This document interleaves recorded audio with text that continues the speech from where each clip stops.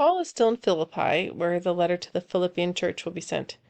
Was Lydia the one to receive that letter? That letter will be written in jail.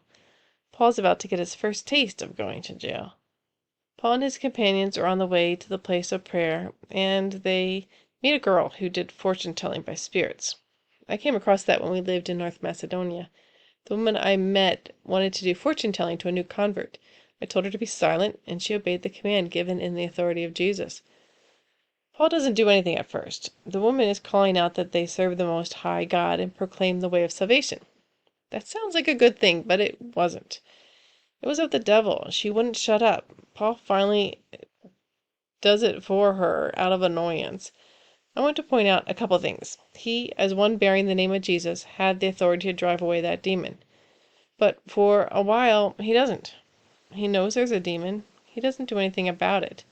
Jesus teaches that you can do more harm than good by casting out a demon. When Paul finally does something about it, he does it because he's annoyed. That's likely not a good reason. It causes all sorts of trouble. Paul and Silas are beaten with rods and thrown into jail. Paul and Silas weren't sleeping as Peter. They were singing and praying as a witness to the other prisoners. God joins their witness and sends an earthquake. Everyone is freed, not just Paul and Silas. The jailer hadn't been listening. He had been asleep.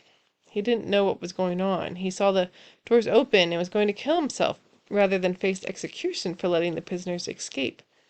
But no one escaped. The others didn't run. They all stayed with Paul and Silas. They had joined their hearts to them, it would seem, as they prayed and sang. The jailer knew something because his response is, "What must I do to be saved?" And for the second time in the chapter, we have a household baptism. Believe God will save your family.